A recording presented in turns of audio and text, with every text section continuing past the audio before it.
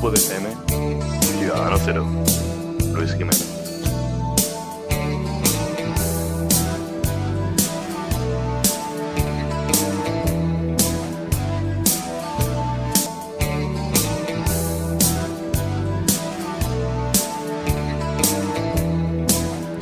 La verdad es que echaba ya de menos grabar, y casi prefiero no contar las semanas que han pasado desde que salió al aire el último episodio de Ciudadano Cero. Lo cierto es que en estas semanas han pasado muchas cosas, que no dejan de ser la continuidad previsible de todo lo que sabíamos que ocurriría. Gracias a Dios, los contagios por coronavirus han descendido sensiblemente, y los compatriotas que nos han dejado también. Aunque es cierto que cada uno que se nos va es una tragedia. Hemos empezado a desemperezarnos de este larguísimo letargo en el que nos hemos sumido, en el que nos habíamos sumido durante lo que hemos venido a llamar confinamiento o cuarentena. Dos palabras sinceramente feísimas, que no pueden evocar nada positivo, por supuesto, pero que en todo caso nunca podrán ser capaces de describir ni tan solo una pequeña parte del sufrimiento que decenas de miles de españoles, de los nuestros, han vivido. Vaya nuestro profundo respeto y recuerdo hacia todos ellos. Al fin, hemos salido a hacer deporte, a irnos de tiendas, incluso a tomarnos unas cañas a una terraza. Desde esta semana, de hecho, ya podemos ir a comer a un restaurante, por lo menos en Madrid. Poco a poco vamos recuperando esa cotidianeidad que habíamos perdido a causa de nuestro diminuto enemigo, el coronavirus. Ahora cabe preguntarse, ¿quo vadis? Es decir, ¿a dónde vas? ¿A dónde vamos? ¿A dónde va España? ¿Qué hemos podido aprender o desaprender de este drama que hemos vivido? ¿Salimos más fuertes, como nuestros gobernantes se empeñan en afirmar? ¿Somos mejores? ¿Somos más generosos, más empáticos? ¿Estamos más sensibilizados con el prójimo? Es probable que tardemos aún mucho tiempo en detectar eso que realmente ha cambiado, pero no transitoriamente, sino digamos estructuralmente, indefinidamente en nuestras vidas. De eso es más o menos de lo que quiero hablar. De cómo la especie humana ha sabido sobrellevar el encierro doméstico más prolongado de nuestra historia. Y de qué cambiará en el paradigma psicológico de nuestra cabeza, al cual atendemos para comportarnos de una u otra manera, de vivir nuestras vidas con normalidad. Amigas y amigos, mi nombre es Luis Jiménez. Empieza el 7º episodio de Ciudadano Cero. Ciudadano Cero. Ciudadano Cero, con Luis Jiménez. He procurado elegir a un muy buen invitado para que nos muestre su visión sobre todo esto que comentaba antes. Don Fernando, muy buenas tardes, ¿qué tal? Hola, buenas tardes. Fernando Sánchez Dragón nació ¿Qué en tal? Madrid. ¿Todo bien? Fernando Sánchez No, decía que qué tal, que todo bien. Por mi parte, todo bien. Ah. ¿Vosotros qué tal? ¿Bien también? Pues nosotros muy bien, muchas gracias por preguntar.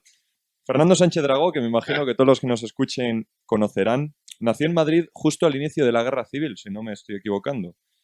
A lo largo de los años ha sido... Cierto. Cierto, ¿no? Si hay algún dato en el que falle, por favor, dígamelo. Nada, no te preocupes que yo te corrijo. Vale, muchas gracias. A lo largo de los años ha sido merecedor de un gran prestigio literario, fruto de su exitosa obra, entre la que destacan Gárgoris y Avidis, que le hizo merecedor del Premio Nacional de Ensayo en 1979, y El Sendero de la Mano Izquierda, por el que ganó nada menos que el Premio Planeta en 1992. Creo que más o menos así. No, error.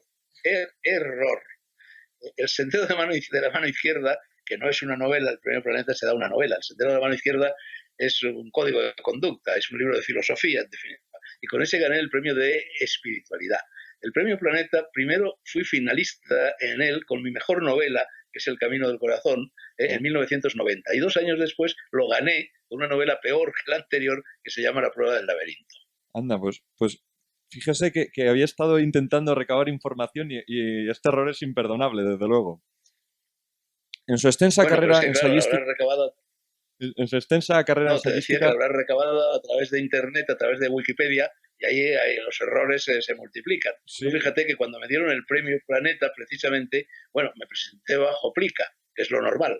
Los autores se presentan bajo plica y escogen un determinado nombre. Y entonces yo, para la novela El Camino del Corazón, escogí un nombre provisional que era El Cuerno de Oro. Bueno, y eso apareció esa misma tarde, antes de que se diera el premio. Sánchez Dragó se ha presentado al premio con una novela que se llama El Cuerno de Oro. Eso ya entró en las redes de comunicación y ese título sigue existiendo, hasta el extremo que a veces llega un periodista, una persona como tú, o uno por la calle, que me dicen que han leído el Cuerno de Oro, que no existe. Eso era únicamente un título falso que amparaba El Camino del Corazón. Bueno. Así que... Pues discúlpeme mi error. En su extensa carrera ensayística hay multitud de títulos más. El camino del corazón, que comentaba usted antes, En el alambre de Shiva, más recientemente Muertes paralelas, aunque hace también unos cuantos años de esta obra. E Bueno, incluso hace como 15 años, 15 de años. muertes paralelas. Es decir, In- yo soy como las gallinas, pongo un huevo al año. Las gallinas ponen un huevo al día, yo pongo un huevo al año. Entonces, estás olvidando de mis últimos libros, algunos de ellos muy recientes. sí, de hecho, Concretamente, España Guadaña, de 6 como en el 36, concretamente el que hice conversando con Santiago Abascal, España Vertebrada, y El Elixir de la Terra Juventud, que es sobre temas de salud, y La Canción de Roldán, que es una novela de no ficción sobre sobre toda la peripecia de Luis Roldán, aquel director de la Guardia Civil, sí. y sobre todo, dentro de muy pocos días habrá un nuevo libro mío en la calle. El día 7 de julio, no sé cuándo vais a emitir esta conversación, Pues, el día 7 de julio, San Fermín, sale un libro en el que he trabajado mucho, sale, digamos, una obra mayor, una obra considerable, que es el segundo volumen de mis memorias, que se llama Galgo Corredor, los años guerreros, y en los cuales cuento, bueno, todo lo que pasó en mi vida y alrededor de mi vida, desde que el 2 de octubre de 1953 llegué a la universidad hasta el 1 de agosto de 1964, en el cual me fui al exilio y estuve 7 años en el exilio.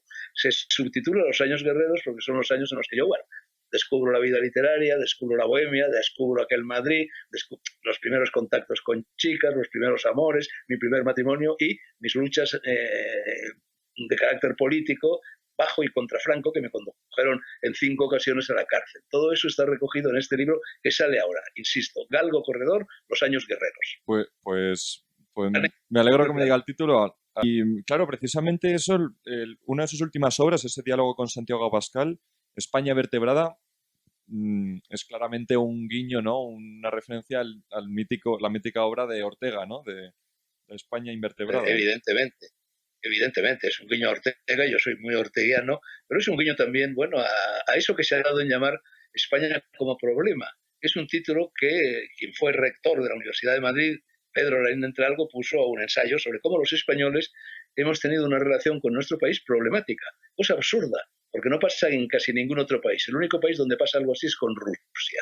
Pero vamos, un francés, un italiano, un norteamericano, un argentino no está en esta guerra, en esta pugna, en este titubeo, forcejeo constante con su propio país, poniendo en duda, bueno, algo que es tan elemental como has nacido en España, eres español, y luego España, por supuesto, tiene sus luces y sus sombras, como cualquier otro país, pero eres español. Bueno, pues el español muchas veces, y ahora lo estamos viendo una vez más que nunca, no se considera español, reniega de su condición de español, que es como si un chopo renegara de su condición de árbol con raíces en el suelo, ¿no? Entonces, fíjate que el tema, esto empieza con Alfonso X el Sabio, esta autorreflexión, es decir, esta especie de reflexión endogámica del español sobre el hecho de ser español. Bueno, entonces es el libro de Santiago Abascal de conversaciones. Yo siempre digo que es un diálogo platónico, igual que Platón entablaba diálogos, bueno, pues con los políticos de su época, con los filósofos o incluso con las gentes de la calle, de los mercados de su época. Bueno, ese es un diálogo platónico en el cual yo efectivamente reflexiono, acompañado por Santiago Abascal, sobre el ser de España, el existir de España y los problemas que esta lucha constante que los españoles tenemos con nosotros mismos genera. Fíjate que España es el país que más guerras civiles ha tenido en la historia universal. Esto no es una interpretación mía, es un frío hecho histórico, ¿no? Sí. Y en los últimos 2 siglos ha tenido pues bastantes guerras civiles. Bueno, ¿por qué? ¿Por qué pasa eso? En ese libro de conversaciones con Santiago Abascal, bueno, nos planteamos esas cuestiones. Claro, precisamente, ¿cree usted que el fenómeno de Vox que España vive desde hace aproximadamente ya cerca de 2 años es precisamente una reacción a este hecho del problema de España? ¿Cree usted que es como...? Sí, efectivamente, es decir, España siempre es un problema y en estos momentos es un problema más que nunca, quizá, ¿no? Todo lo que está pasando se mezcla además el tema del coronavirus, lo que complica notablemente las cosas, los nacionalismos, el catalanismo, el vasquismo, el galleguismo, que también lo hay, hasta las Islas Canarias. Bueno, fíjate que en España la tentación de disolver el país, de fragmentarlo, de atomizarlo es constante. Con decir que en la época de la Primera República Española, en el último tercio del siglo XIX, cuando llegó el federalismo, bueno, surgieron los famosos cantones. Eso que se define un poco con el Viva Cartagena. Cartagena declaró la independencia, incluso declaró la guerra a Alemania. cosas así, un disparate. Entonces, Sí, es cierto. ¿qué pasa? Que España, esta es mi teoría y es una teoría, bueno, que desarrollé en Gárgoles y Avidis, que desarrollé en Muertes Paralelas y que desarrollo en esta conversación con Santiago Abascal. España es un país tribal. Es decir, eso que se ha dicho siempre, de que se decía peyorativamente que África empieza en los Pirineos, bueno, pues no deja de ser cierto. En cierto modo, África empieza en los Pirineos, ten en cuenta que aquí los romanos y los cartagineses dirimieron las guerras púnicas, que en buena parte se libraron precisamente en territorio español. Federico García Lorca, en otro contexto, porque él hablaba de una reyerta de gitanos, pero en otro contexto él decía, aquí pasó lo de siempre, murieron 4 romanos y 5 cartagineses. Bueno, ese tribalismo que está presente también en todas las culturas, en toda la geografía, en toda la historia del continente africano, está aquí y eso lleva a que Villanueva de arriba, Villanueva de abajo, está todo el mundo enemistado, en un mismo pueblo no se hablan los unos con los otros y desde luego con el pueblo contiguo pues se hablan menos. Entonces, bueno, ese espíritu cainita, ese espíritu de guerra civilismo permanente de los españoles, es lo que yo me he planteado en ese libro, lo que yo me he planteado muchas veces a lo largo de la historia. Y ahora estamos metidos una vez más hasta el cuello en él.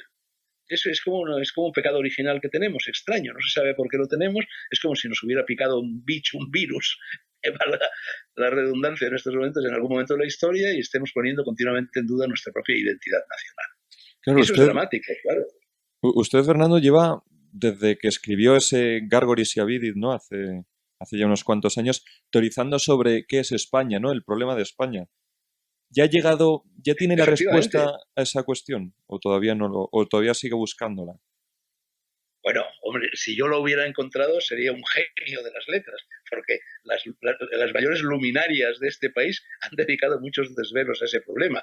Ortega y Gasset, por supuesto, ¿verdad? Unamuno, todos los hombres del 98, Menéndez Pelayo, hasta Alfonso X el Sabio, como te decía antes, en su Lord de España, en su Historia de España, se plantea el mismo problema. Por supuesto, en el Siglo de Oro, lees a Quevedo, lees a Lope de Vega, y están también reflexionando sobre el ser y el existir de los españoles, Américo Castro, Claudio Sánchez Albornoz, en fin, todos los historiadores, los filósofos, Javier Zubiri, todo el mundo, ¿no? O sea, que yo no lo he resuelto. Probablemente España es un problema sin solución. Es lo que en matemáticas de altos vuelos se llama una ecuación diofántica. Una ecuación diofántica es una ecuación que tiene varios enigmas y varias soluciones. Nosotros tenemos efectivamente varios enigmas planteados por la geografía, planteados por la historia, planteados por el carácter, por eso que se llama inconsciente colectivo, y esos enigmas trenzan unas ecuaciones que no dan soluciones, que no se llega con la solución, y yo creo que así vamos a seguir por los siglos de los siglos. Tú fíjate que yo busqué en Gárgoles y Avidis, que efectivamente es una reflexión sobre el ser de España, busqué lo más remoto, busqué qué es lo que nos puede unir. Lo que nos puede unir es el inconsciente colectivo. El inconsciente colectivo, que es un concepto creado por el psicoanalista y filósofo, gran filósofo Jung, nos dice que además de nuestra vida consciente hay un nivel subconsciente en todos los seres humanos, que es fundamentalmente en el que se adentran los psicoanalistas, Freud, Adler, Jung, etc. Y luego hay un inconsciente colectivo, es decir, una serie de arquetipos, por así decir, de un ballestaje común a los miembros de una comunidad, a los miembros de un país, y ya si quieres remontarte de mucho más lejos a todos los miembros de la comunidad humana. Entonces yo creo que hay un inconsciente colectivo de los pueblos ibéricos que fragua a lo largo de la historia en una serie de arquetipos. Esos arquetipos, que son símbolos, es el lenguaje de los símbolos, es, a mi modo de ver, y ahí sigo, los que permiten adentrarnos en lo que es el verdadero secreto de la idiosincrasia, de la identidad de los españoles, ¿no? Porque si atendemos a los datos de la historia y de la geografía, son tan confusos, son tan contradictorios, cambian tan vertiginosamente debido precisamente a ese tribalismo y debido a nuestra posición geográfica. Tened en cuenta que tú miras un mapa. Yo cuando iba al cole siempre nos decían que la geografía y la cronología eran los ojos de la historia, que para entender la historia había que atender al tiempo y al espacio, es decir, a la sucesión de los años y al ámbito geográfico. Entonces tú miras el ámbito geográfico de la península ibérica y te das cuenta que es una tierra de paso, es una encrucijada, una doble encrucijada, por una parte entre Europa, que representa el logos, que representa lo racional, un concepto heredado de la filosofía griega, y por otra parte África, que representa lo pasional, ¿no? Bien, primer cruce. Y luego otro cruce, este cruce es, por así decir, vertical. Y luego hay un cruce horizontal que es entre el Mediterráneo, el mundo pagano, el mundo clásico, y el Atlántico, América, que descubierta por los españoles, no en vano, y que va a ser el mundo moderno, que va a representar el mundo moderno. Bueno, pues ese doble eje de abscisas y de ordenadas, por una parte entre lo moderno, que es América y el Atlántico, y lo clásico, que es el Mediterráneo, y entre lo racional, el logos, que es Europa, y lo pasional, que es África, pues nos vuelve locos, nos vuelve tarumbas, y ahí estamos danzando en esa doble encrucijada. Claro, usted... Eso es lo que nos confiere a España un carácter muy especial. Entonces, fíjate, yo decía antes que el único país que está en guerra con él, que se plantea la propia identidad, es Rusia. Entonces, fíjate que los dos únicos países del mundo que se conjugan, que se declinan en plural, son España y Rusia. Se dice las Rusias, siempre se decía las Rusias, y también se decía las Españas, no España, sino las Españas. Es decir, siempre ha habido esa conciencia de que sufrimos una especie de esquizofrenia, una especie de desdoblamiento constante de nuestra personalidad. Claro, usted creo recordar que dijo una vez que el mundo, la sociedad, la humanidad llevaba en una decadencia, irremediablemente en decadencia desde el siglo VI antes de Cristo, me parece, o algo así. Sí, lo sigo manteniendo. Mira, hubo un filósofo español, hoy día completamente olvidado, incluso menospreciado, filósofo muy importante, que se llama Donoso Cortés. Donoso Cortés era diputado en la Primera República Española, precisamente diputado en Cortes, y en cierta ocasión estaban todos los diputados, igual que ahora discuten entre lo moderno, lo posmoderno, lo tradicional, lo nuevo, etcétera. Bueno, pues también sus señorías discutían sobre aquello. Y entonces él pidió la palabra, se levantó y dijo una frase memorable. Dijo: señorías, están ustedes completamente equivocados. El mundo no avanza, el mundo retrocede. Bueno, yo creo efectivamente que el mundo, no desde un punto de vista obviamente económico, material, tecnológico, demográfico, hayan cambiado muchas las cosas, y puede ser que desde ese punto de vista el mundo haya progresado. Es discutible, porque muchas de los llamados adelantos son muy discutibles y en realidad no funcionan tan bien como parece. Pero en lo que no hemos cambiado es en los valores. Los grandes conceptos, los de la conciencia, los de la ética, los de la estética, la belleza, la sabiduría, el amor, la amistad, la decencia, el decoro, el respeto, la inteligencia, todos esos grandes valores están acuñados, pues bueno, desde la noche de los tiempos. Entonces hubo los siglos V y VI antes de Cristo, que son los siglos que marcan el punto más alto en el desarrollo de la conciencia humana, en el desarrollo de la filosofía, de la sabiduría. No hablo de la tecnología, no hablo de la economía, no hablo de nada de eso. Entonces es el siglo de los presocráticos, es el siglo de los socráticos también, es el siglo de Platón, es el siglo de Aristóteles, es el siglo de los ritos órficos, son los siglos de Pitágoras, es el siglo en Oriente de Buda, de Lao Tse y el taoísmo, de Confucio en China, Lao Tse también en China, de Zaratustra o Zoroastro, en fin, en lo que era la antigua Persia.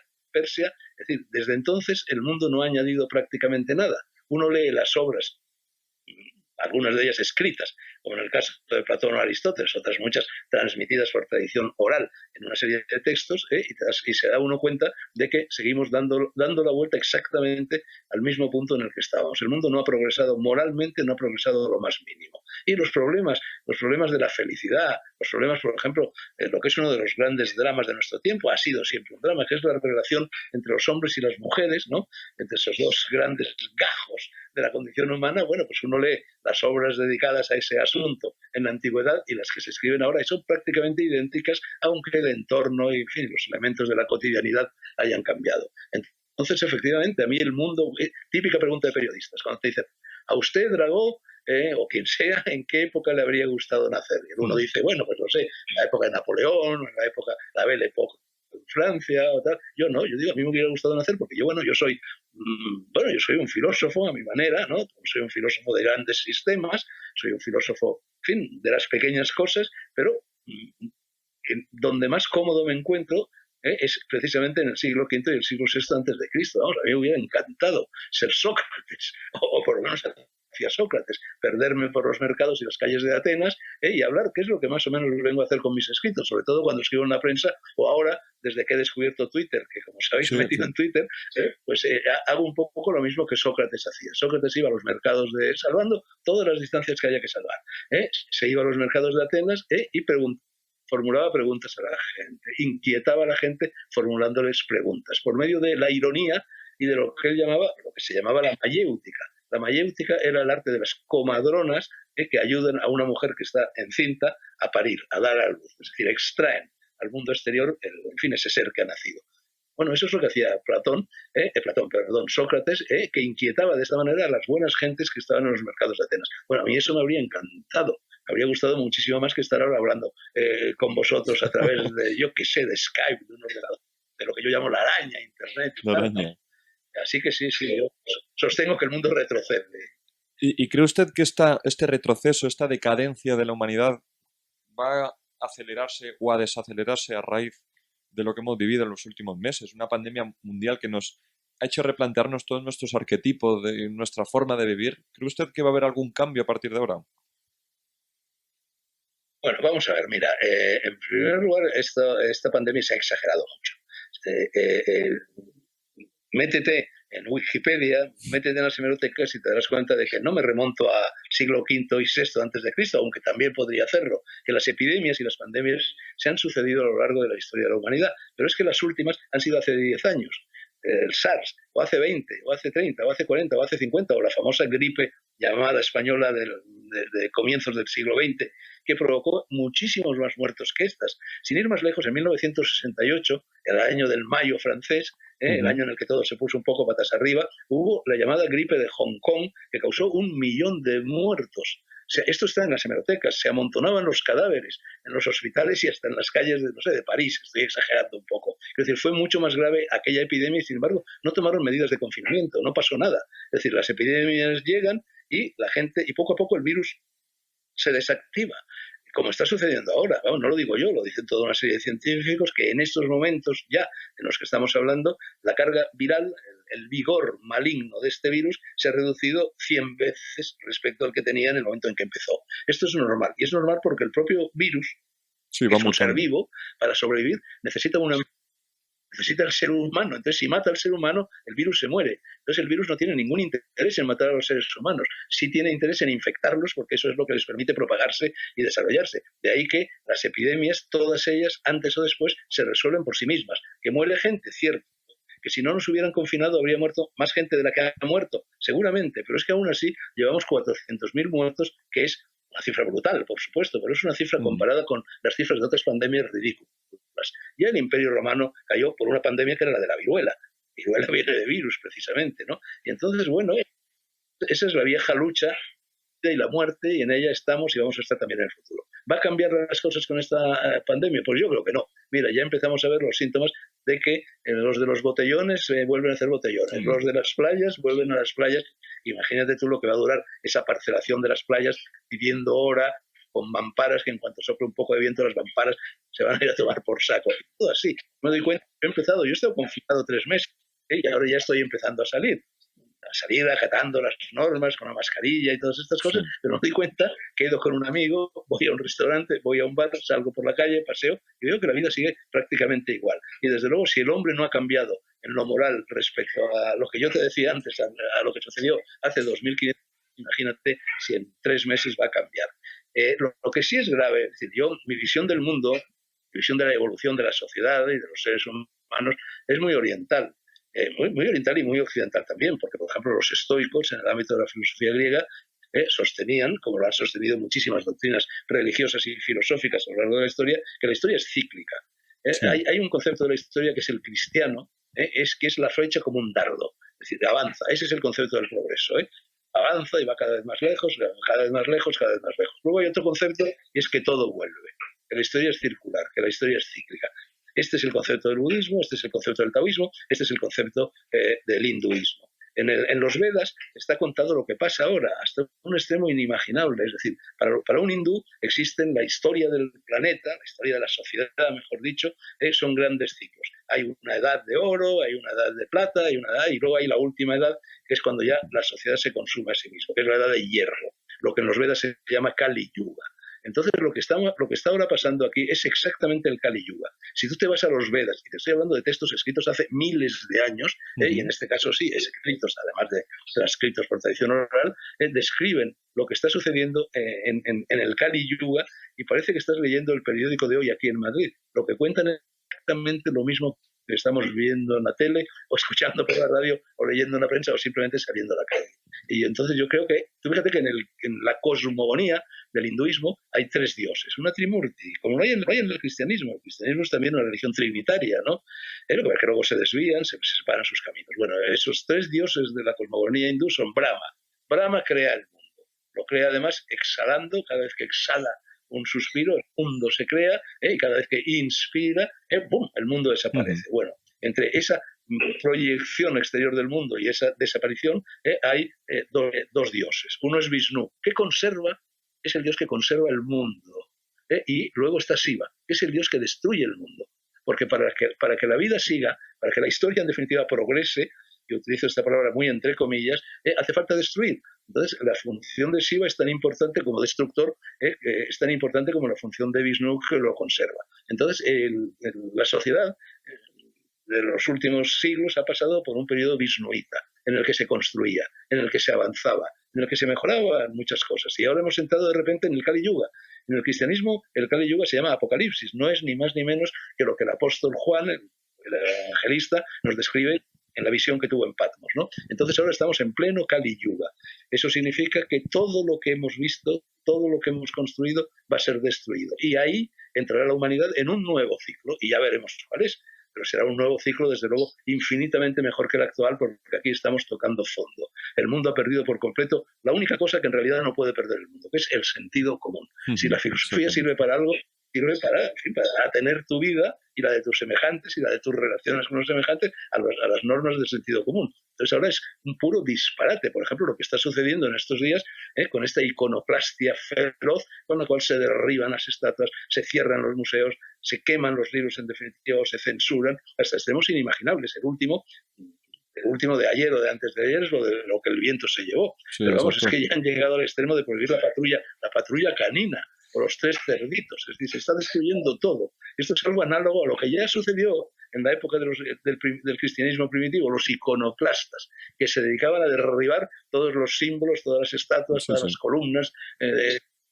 o lo que hicieron con Hipatia en Alejandría, o lo que hicieron los guardias rojos de Mao Zedong en la llamada Revolución Cultural, que destruyeron toda la tradición cultural china, y así andamos. Entonces ahora yo no sé si sabéis que yo dirijo ya desde hace mucho tiempo unos encuentros filosóficos que se llaman encuentros eleusinos, en los cuales nos planteamos grandes temas de la filosofía. En los últimos meses, por la pandemia, nos hemos visto obligados a no celebrar estos encuentros, pero ahora ya los reanudamos. El penúltimo fin de semana, venid, os invito, el penúltimo fin de semana de julio, en Segovia, celebraremos el 30º encuentro eleusino, y cuyo título es Incipit Vita Nova, que es la frase, el comienzo de la vida nueva, la frase que pronunció Dante cuando se encontró con Beatriz, la mujer que iba a amar durante el resto de su vida en el Ponte Vecchio de Florencia. Incipit Vita Nova. Empezó su vida nueva. Entonces dice el mundo después del apocalipsis. Ahí vamos a plantear todos estos temas que aquí estoy rápidamente esbozando con vosotros. Sí, me parece que lo había visto, ¿no? Que en esos encuentros me parece que también iba a estar... A vosotros, ¿perdón? A vosotros que sois muy jóvenes, ¿cuántos años tenéis? Digo que a vosotros que sois muy jóvenes, ¿cuántos años tenéis? A ver, tú, Luis, ¿cuántos años tenéis? Yo tengo 19. Y yo tengo 20. 19 años, madre mía. ¿Y Jorge? 20. 20. Bueno, pues entonces, claro, vosotros sois de la generación no ya de los millennials, sino de los centennials, ¿no? Claro. Entonces, mucha generación Z. Bueno, pues muchas de las cosas que yo os estoy diciendo y que yo con las cuales me manejo normalmente cuando escribo, cuando hablo, cuando doy una charla, cuando dirijo un encuentro, un taller, cuando saco un libro, muchas de las cosas que yo manejo, vosotros no habéis oído hablar de ellas nunca. Y entonces, verdaderamente, vuestra generación se está poniendo a juzgar el mundo por cosas que no conoció. Y la única manera de juzgar el mundo es conociéndolo de primera mano. Por ejemplo, todo lo que se está contando sobre cómo fue la España de Franco, que por supuesto tuvo sus sombras, pero también tuvo sus luces y sin embargo se ha demonizado de una forma tremenda porque no tenéis ni la menor idea de cómo era aquello. Yo precisamente en este libro de Galgo Corredor, y te lo dice una persona que estuvo 5 años en la cárcel, 17 meses en la cárcel y 7 años en el exilio. Claro, usted fue militante del Partido Comunista, ¿no? Usted fue militante del Partido Comunista. Bueno, más que militante, casi te podría decir, presumiendo un poco que lo refundé, no solo yo. Cuando yo tenía vuestra edad, porque yo entré en el Partido Comunista a los 18 años, entonces no había Partido Comunista, entonces no había nada. Desde el punto de vista político, ideológico, la universidad y la sociedad era un páramo. Y entonces hubo una serie de personas, bueno, vino Jorge Semprún, este español que estaba exiliado en Francia, y nos enredó a una serie de personas que hoy día son muy conocidas. Algunas de ellas han muerto, casi todos han muerto ya. El libro este que voy a publicar casi parece un cementerio, porque la mayor parte de la gente de la que hablo ya se ha muerto, ¿no? Entonces estaba Enrique Mújica, que acaba de morir, sí, un líder socialista muy... Estaba Ramón Tamames, que afortunadamente vive todavía, estaba Javier Pradera, y todo estaba... Fíjate que yo la primera vez que fui a la cárcel, entre otros, con todos estos que te estoy diciendo, e incluso con José María Ruiz Gallardón, padre del Ruiz Gallardón, Alberto Ruiz Gallardón, que todavía vive, que era, por supuesto, un político conservador, pero antifranquista. Bueno, entonces, todo aquello, es decir, en aquella época había esta efervescencia cultural, éramos cultos. Nosotros, los jóvenes rebeldes, los que refundamos el Partido Comunista y luego el Partido Socialista y luego grupos anarquistas, etcétera, éramos cultos. Por supuesto, decíamos muchas cosas, hombre, pues muy salvajes, como las que ahora pueden decir las juventudes podemitas, etcétera, etcétera, porque ya se sabe que a los 20 años es incendiario y a los 40 es bombero, ¿no? Pero teníamos un respaldo cultural muy fuerte. Hablábamos antes de Ortega, de Unamuno, de las gentes del 98, los habíamos leído, los conocíamos, sabíamos de lo que estábamos hablando. En cambio ahora, estos chicos, por ejemplo, que derriban la estatua de Colón, acusando a Colón de genocida, bueno, es un delirio. Colón no era un genocida, Colón era un aventurero, Colón era un descubridor que surcó por primera vez el Atlántico y descubrió un continente nuevo. Además, trató siempre de una forma extraordinariamente benévola a los aborígenes, a los aztecas, a los mayas, etcétera. Naturalmente hubo también enfrentamientos armados, pero España, por ejemplo, creó las famosas leyes de Indias, que son un monumento a la tolerancia, un monumento a la democracia, un monumento a hacer las cosas como deben hacerse. Y ahora resulta que van y tiran la estatua de Colón acusándolo de genocida. Bueno, es un delirio. Eso es el desprecio en cuanto ignoran que denunciaba Antonio Machado. Su evidente conversión ideológica, ¿no? Desde cuando usted nos decía, ¿no? En su juventud. Bueno, no, su conversión. ¿Perdón? Luis, te corrijo. En primer lugar, no hay conversión. Yo no me he convertido nunca. Yo no creo en las conversiones. Yo creo en las evoluciones. Bueno. Ahora es muy fácil decir, hombre, Dragó era un hombre de izquierda hasta los 20 años y ahora se ha convertido en un amigo de Santiago Abascal. Amigo, porque yo no formo parte de ningún partido ni jamás perteneceré a un partido. Ya tuve bastante cuando pasé por el Partido Comunista, ¿no? Entonces, yo no tengo ideología. Es decir, precisamente una de las cosas que yo denuncio son las ideologías. La ideología es un corsé que te lo colocas y te obliga a pensar, a analizar y a responder de una determinada manera a todos los problemas que ya sea en tu vida personal y más aún en la vida de la sociedad se plantean. No, lo que hay que tener es ideas. Las ideas son frescas, son espontáneas, son contradictorias, libran batalla entre sí. Entonces, yo leo ahora las cosas que yo decía, las cosas que yo escribía, incluso cuando era un colegial en el colegio, cuando tenía 10, 12 años y escribía una redacción, leo aquello y más o menos yo ya decía las mismas cosas que digo ahora.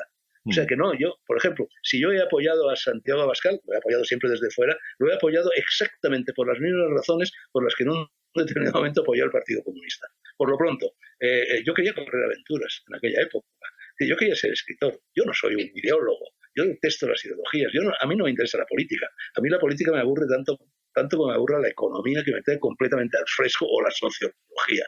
Yo soy un escritor, toda mi vida gira alrededor de ese eje, el eje de ser escritor, el eje de la literatura, y yo a los 18 años quería ser el tipo de escritor que a mí me gustaba.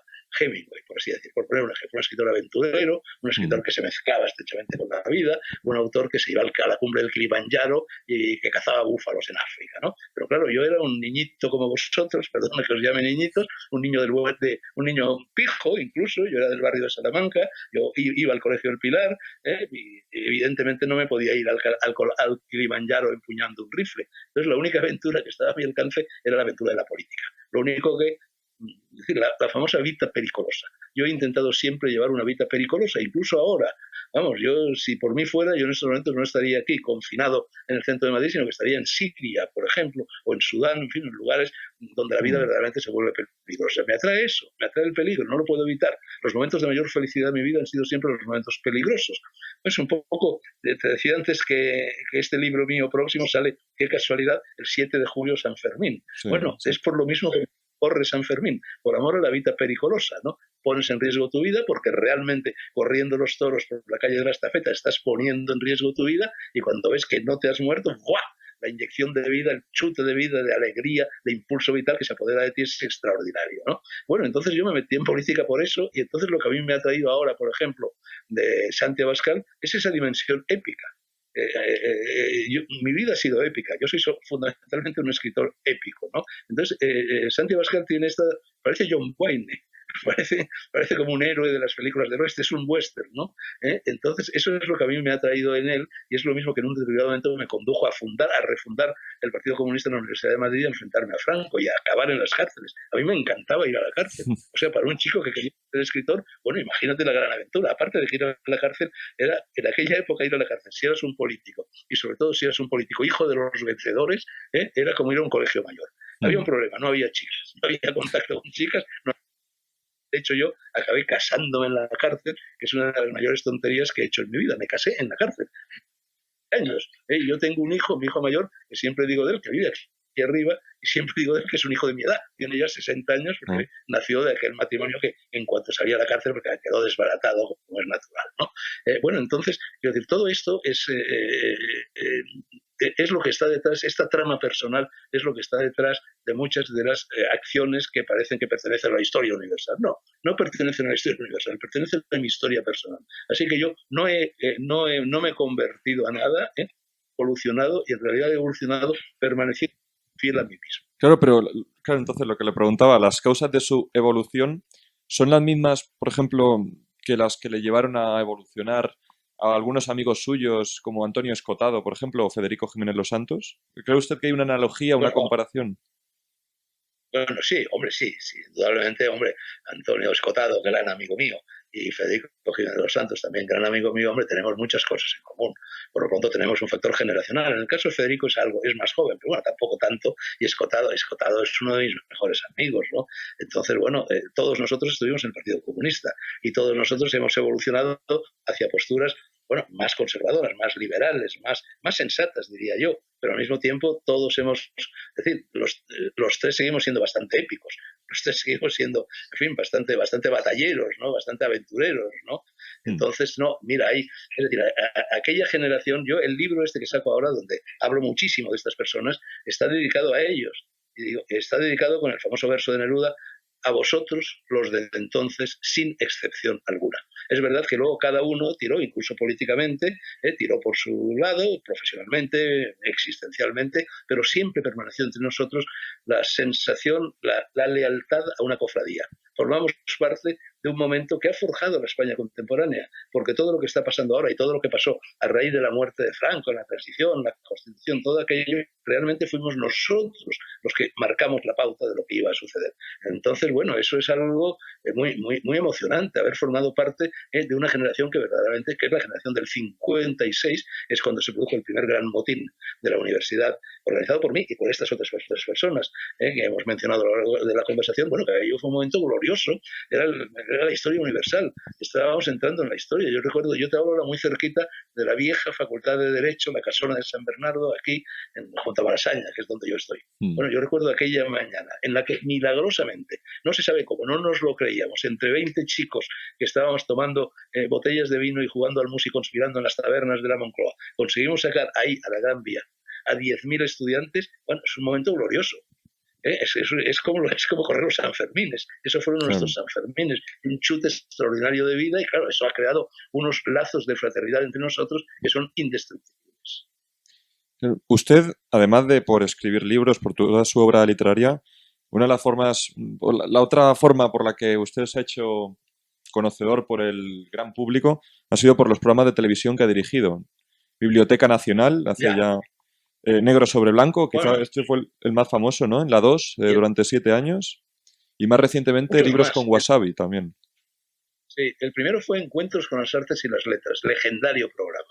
El segundo fue Biblioteca Nacional. El tercero fue El Mundo por Montera, celebérrimo también, sobre todo porque fue el de la borrachera de Fernando Arrabal, ¿no? Es el programa más visto, ¿no? en la historia de la televisión española. Luego ya llegó Negro sobre Blanco, luego llegó El Faro de Alejandría, luego llegaron Las Noches Blancas, luego llegó Libros con Wasabi. Ahora, todo eso es anecdótico en mi vida, no es categórico. Es decir, yo no he sido nunca un presentador, he sido por curiosidad, he sido muchas cosas, he hecho muchas cosas, pero siempre como escritor. Yo era un escritor que hacía programas de televisión, que hablaba de libros, que hablaba de literatura y que hablaba con otros escritores que también hablaban de sus libros y de literatura. Entonces la televisión, que efectivamente, bueno, mucha gente me conoce más por la televisión que por mis libros, por desgracia, la televisión es solo una anécdota en mi vida. Eso es lo accidental. Lo categórico es la literatura. Yo toda mi vida, desde los 3 años, el primer volumen de mis memorias, que se llama Esos días azules y que precede a este que va a salir ahora, arranca de lo que es mi primer recuerdo. Y mi primer recuerdo es cuando yo tenía 3 años, yo sabía leer muy bien, aprendí a leer a los 3 años y leía, en fin, con una sonora dicción castellana muy correcta, pronunciando las R's, las Jotas, etcétera. Y entonces mi mamá estaba muy orgullosa del nene que leía muy bien y cada vez que venía una visita de cumplido a casa me sacaba para que leyera en voz alta algo. Y efectivamente vino una señora a verme, me sacaron para que leyera algo, leí algo, fui muy aplaudido y me fui a jugar. Y ya cuando esta señora se marchaba me llamó mi madre para que me despidiera de ella, allí en el rellano de la escalera, en el vestíbulo de la casa, y esta señora me preguntó lo típico que se le pregunta a un niño: ¿y tú qué vas a ser de mayor? Y yo, con un aplomo formidable, le dije: yo voy a ser escritor. O sea, que lo tenía claro desde entonces. Quedó perpleja y yo mismo me quedé perplejo. Me salió de dentro. Y toda mi vida, es decir, lo único, yo solo soy el que está en mis libros. Todo lo demás no tiene importancia. Para mí no tiene ninguna importancia. Porque además todo eso contribuye, eso es el drama de las personas en fin, que se han dado a conocer, que han tenido éxito, que se han convertido en populares, en célebres, en mi caso, por ejemplo. Entonces, la gente construye alrededor de ti un personaje que no tiene nada que ver contigo o que por lo menos tiene poco que ver contigo. Y ese personaje no soy yo soy la persona. Detrás de ese personaje hay una persona. De tal manera que hay mucha gente no, la mayor parte de la gente tiene una idea de mí y de cualquier otra persona que se haya hecho popular, que se haya hecho conocida, completamente distinta a la realidad. Y eso es bastante jodido, ¿sabes? Porque continuamente provoca eso. Es decir, te están hablando y están hablando a alguien que no eres tú. De tal manera que a mí me pasa constantemente, cuando conozco una persona nueva que tiene una determinada idea, buena, regular o mala, de mí, porque tiene una idea buena, regular o mala del personaje, se sorprende. Y dirá: me sorprende, yo creí que tú no eras así. Eso me lo dicen constantemente. Bueno, sí que yo debo a la televisión mi máscara, pero no mi persona. De todas formas, en su cuenta de Twitter usted dice que a lo largo de toda su vida ha realizado hasta 4.000 entrevistas, algo así, ¿no? Me parece. Sí, es verdad. Si es que, mira, si hay algún premio que verdaderamente merezca, no es el premio Nobel, no es el premio del mérito al trabajo. Porque yo te aseguro que trabajo, incluso ahora en el confinamiento, más que nunca, con Twitter y con la revista que he fundado, trabajo 12 horas al día, 365 días al año. Yo no sé lo que es tomar un solo día de vacación. Bueno, un solo día a lo mejor lo tomo, pero vamos, yo de verdad. Entonces, claro, 83 años que tengo yo a base de trabajar 10, 12 horas al día, los 365 días, de esos no 83, pero digamos de 70, claro, arroja un saldo impresionante. Entonces, por ejemplo, pues tengo 40 libros. Además, mis libros son libros, bastante gruesos, no son así folletitos. Tengo 7.000 piezas de periodismo escritas. He hecho periodismo en Japón, he hecho periodismo en Italia, he hecho periodismo en el mundo entero y luego he estado 50 años haciendo constantemente programas de televisión, programas semanales. Con lo cual, en cada programa de esos, por lo menos 2 o 3 entrevistas caían. O sea, que 150 entrevistas al año caían. Entonces multiplica 150 por 50 y verás cómo efectivamente te salen esas cifras. Ahora, en este semanario que he fundado, La Retaguardia, está teniendo un éxito verdaderamente que me sorprende muchísimo, porque tenemos 80.000 lectores. Pues estoy repescando, en fin, en esa especie de mina de oro, que son todos los programas que he hecho de televisión, los estoy repescando y los estoy pasando. Sí. Y la gente, muchísimo. Porque se hacía entonces una televisión de hablar, una televisión con la palabra, contaba más la palabra que la imagen. Yo podía hacer una entrevista de hora y media a un señor que podía ser Joaquín Sabina o que podía ser Jorge Luis Borges, da igual. Y la gente se queda asombradísima porque ahora la televisión es todo lo contrario. La televisión es sé breve, sé breve, sé breve. Nadie puede decir nada. Entonces, la gente agradece mucho que se le dé televisión de esa manera. ¿Por qué no podemos seguir haciendo televisión así? ¿Por qué la televisión tenía que ser mejor hace 40 años, hace 50 o hace 60 años? Claro, es absurdo, ¿no? El mundo retrocede. ¿Cree usted entonces que cualquier tiempo pasado fue mejor? ¿O es una frase tópica? Bueno, es una frase tópica, pero es que generalmente las frases tópicas reflejan una verdad, ¿no? Si no, no habrían llegado a ser tópicas. Es verdad, y yo me doy cuenta de ello, bueno, que yo soy que cuando llegas a una edad como la mía, pues hombre, tu nostalgia es infinita y que efectivamente la juventud, bueno, pues tiñe de colorines, pues todo lo que pasó entonces, que a lo mejor no fue tan bonito como tú lo ves ahora, pero es verdad que yo, por una parte, tengo eso, es decir, tengo una nostalgia enorme de aquella España, pero es que noto que esa nostalgia la tienen también personas mucho más jóvenes que yo, que no tienen 83 años, que tienen 70, que tienen 60, que tienen 50, de aquella España, he dicho España, ¿no? De aquel mundo, por ejemplo, los años 60. Yo, por ejemplo, yo ahora tengo una novia. Yo siempre he tenido novias, ¿no? Ahora tengo una novia que tiene, bueno, casi, bueno, tiene 27 años, Qué joven. que es una joven, pero enorme talento, ¿no? Bueno, una de las razones, y estoy seguro de que si ella escuchara este programa, me lo daría, una de las razones por las que esta chica, que es verdaderamente cultísima, inteligentísima, maravillosa, guapísima y jovencísima, se ha enamorado de mí, y se ha enamorado de mí, pero mucho, mucho, mucho, mucho, quizá más que ninguna otra mujer en la vida, es porque está fascinada por los años 60, está fascinada por la década prodigiosa, está fascinada por todo ese mundo que yo evoco en la novela El Camino del Corazón, en la cual cuento lo que fueron mis viajes por Asia. Yo fui el primer hippie que llegó a Katmandú. Cuando llegué a Katmandú no había hippies, llegué yo antes que nadie, ¿no? Entonces yo soy el último testigo, porque casi todos se han muerto, o si no están muertos, pues están turulatos. Yo soy el último testigo de aquella época maravillosa. A partir de esa época el mundo empezó a decaer vertiginosamente, pero el mundo en los años 60 y 70 era un lugar extraordinario, ¿no? Entonces, por ejemplo, esta chica, que ya te digo que es de vuestra generación, está fascinada por aquel mundo. O sea, que no es solo que yo tengo la clásica nostalgia del hombre ya mayor, que evoca los años de la juventud. No, yo creo que aparte de que mi juventud pinte de colorines, esos años eran años intrínsecamente en sí mismos mucho mejores que los actuales. Sí. En la novela El Camino del Corazón, en uno de los capítulos hay una cita de Kipling, que ya ves tú, ahora el If, el famoso poema If de Kipling, es uno de los 10 poemas más hermosos de la historia de la humanidad y en el cual además se habla de valores. Es un poema moral, ha sido prohibido en las universidades americanas porque dicen que Kipling era imperialista, que era un británico imperialista, y van y prohíben el IF, bueno, una monstruosidad más. Bueno, pues hay una cita de Kipling, uno de los capítulos de mi novela El Camino del Corazón, que dice, a cuento de lo que de todo eso que yo voy contando en mis viajes por Asia en los años 60, todo esto, no digáis que no lo aviso, tan perdido está ya como la Atlántida. Bueno, y entonces efectivamente ese mundo que se ha perdido, que ya es imposible, ha desaparecido, se ha convertido en leyenda. Claro, de estas 4.000 entrevistas... ¿Imagináis? No os podéis imaginar lo que era el mundo. Cuando yo me voy al exilio con el pasaporte de un amigo y me voy con 7.000 pesetas en el bolsillo y cruzo clandestinamente la frontera por Andorra y llego, acompañado por mi novia de entonces, a Italia. Y estoy trabajando en Italia y trabajando como profesor de universidad y trabajando como periodista en la RAI durante 3 años sin documentación. Nadie me la pedía. Tenía el título universitario. Eso sí lo tenía, me lo había llevado. Era mi única documentación. Nadie me pidió nunca nada. Y luego recorrí el mundo entero, es decir, por supuesto salí con 7.000 pesetas en el bolsillo y volví con un pasaporte de verdad y con más de 7.000 pesetas en el bolsillo. Bueno, esto ahora sencillamente no se puede hacer. La sociedad actual, compartimentada, reprimida, aplastada por la burocracia, por la araña de Internet, por todo, no se puede, ha desaparecido ese mundo. Tú no podrías hacer ahora el viaje que hice yo entonces. No podrías, es imposible. Lo que le preguntaba, de las 4.000 entrevistas aproximadamente que ha hecho usted, ¿cuál diría usted que es las tres mejores entrevistas que ha hecho que usted recuerda ahora mismo? ¿A quién se las hizo? Bueno, claro, es que esto es muy difícil responder a esto, porque has hecho tantas entrevistas, tendría que tener la lista entera aquí, repasarla, esta sí, esta no. Hombre, mira, Borges decía que estaba más orgulloso de los libros que había leído que de los libros que había escrito. Yo suelo decir que yo voy más lejos todavía que Borges porque, por supuesto que estoy más orgulloso de los libros que he leído que de los libros que he escrito, pero estoy todavía más orgulloso de los libros que he hecho leer a otras personas.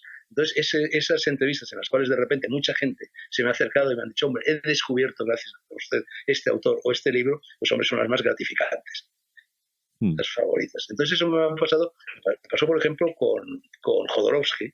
Jodorowsky era un escritor, bueno, fundamentalmente de cómics, conocido como escritor de cómics, en fin, y por el Teatro Pánico con Arrabal, pero muy desconocido. Y cuando vino a mi programa para hablar de su autobiografía, La danza de la realidad, nos sentimos tan cómodos, fue un torero que encuentra el toro perfecto o un toro que encuentra el torero perfecto, que toreamos tan a gusto que le hice 3 horas seguidas de televisión y luego le llegué a hacer 13 horas. Entonces, claro, Jodorowsky de repente se convirtió en una persona conocida por todo el mundo y que vendía sus libros a todo el mundo. Bueno, claro, esa es una de mis entrevistas favoritas, sin duda alguna, pero ya te he dicho que le hice nada menos que 13 horas de entrevistas a Jodorowsky, que por ahí andan.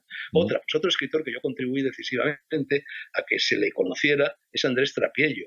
Andrés Trapiello está escribiendo ese Salón de los Pasos Perdidos, que no sé si conocéis, que lleva ya, no sé, 17 volúmenes, algo así, que es una especie de La búsqueda del tiempo perdido de Proust. Es una obra colosal, seguramente la más ambiciosa tarea literaria emprendida en la literatura española desde que Galdós escribió los episodios nacionales. Bueno, pues Andrés Trapiello era en aquel momento un escritor minoritario, ¿no? Pues a raíz de la entrevista que yo le hice, efectivamente, sus libros empezaron a circular con profusión por las librerías.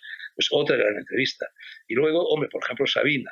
Porque claro, cuando te encuentras un espíritu consanguíneo, como lo es Sabina. Sabina es un Rojeras y yo no soy un Rojeras, pero da igual. Es decir, decía Proust, lo que verdaderamente une no es la identidad de pensamiento, sino la consanguinidad de espíritu, ¿no? Entonces, Sabina y yo somos espiritualmente, luego cada uno tendrá sus cosas. Entonces, claro, con Sabina yo también me encontré comodísimo y él conmigo. Entonces se produce esa simbiosis, esa recíproca fecundación entre el entrevistado y el entrevistador.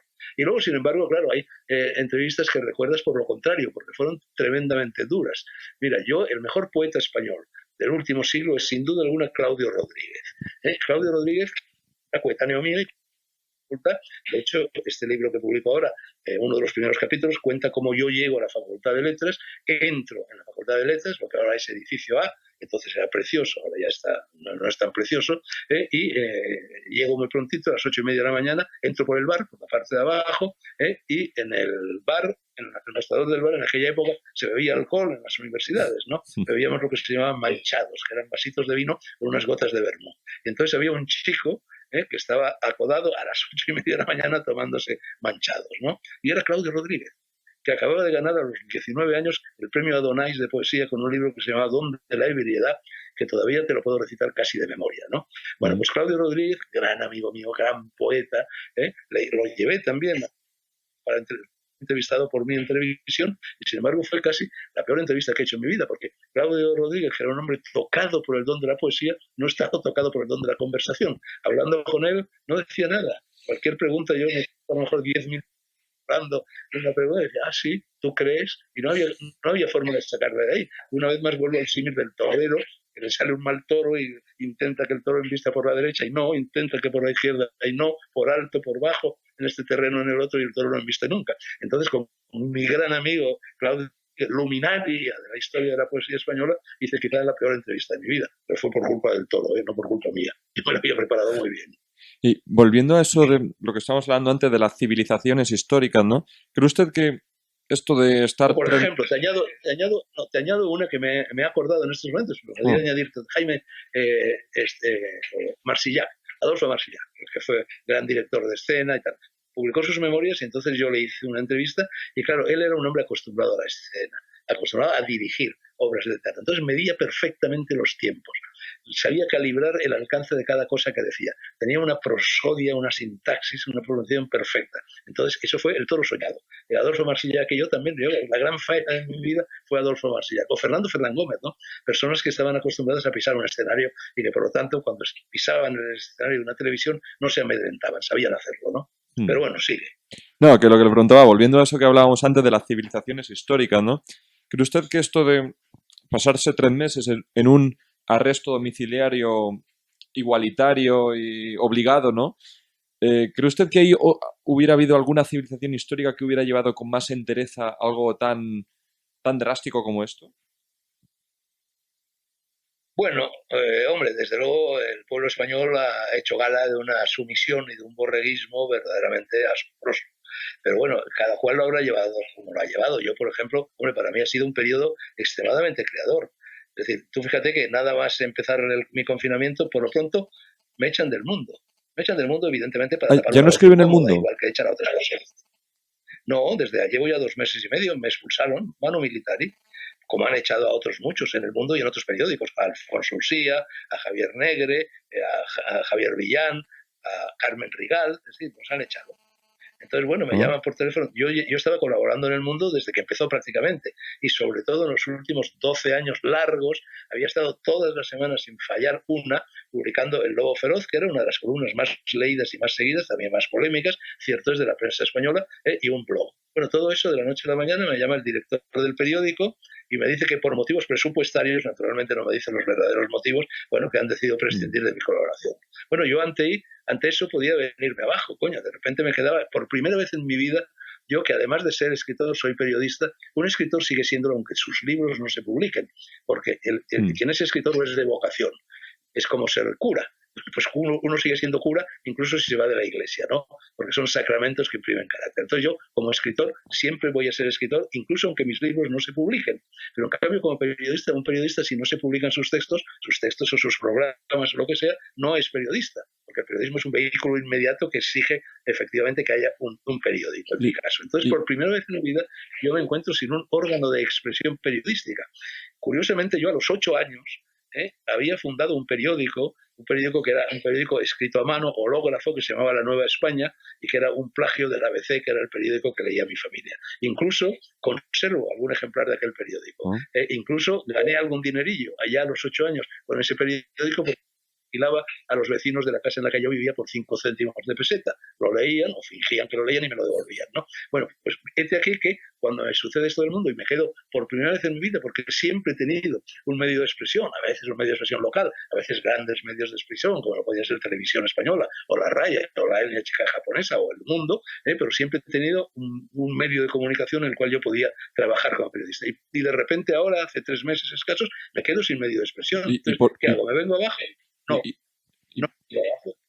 Por una parte me meto en Twitter, yo que había despotricado de las redes sociales, que nunca había estado en una red social, que había jurado en arameo diciendo que jamás me metería en un mundo así, me meto y descubro un género literario nuevo en el cual me siento comodísimo. Realmente, bueno, tengo ya 54.000 y pico lectores, lo cual en 2 meses y medio me dice todo el mundo que es una barbaridad, ¿no? Y me divierto. Eso es como el vuelo de una avispa, y con un aguijón. Entonces, de vez en cuando polinizo, como lo hacen las abejas con las flores, y de vez en cuando pues descargo un picotazo de aguijón, y me divierte mucho y me encuentro muy cómodo en ese género, que sin duda alguna va a fraguar en un libro. En el caso de Arturo Pérez Reverte ya lo ha hecho, ya ha publicado un libro con sus tweets. Y por otra parte digo, bueno, pues igual que a los 8 años fundé un periódico, ahora que me he quedado sin periódico, a los 83 lo fundo también. La Retaguardia, bueno, ¿no? esto que era la Retaguardia, y la Retaguardia arranca con 50 y tantos mil lectores, cuando yo creía que iban a ser 20 o 25, ¿no? Entonces, quiero decir que para mí este ha sido un periodo muy creativo.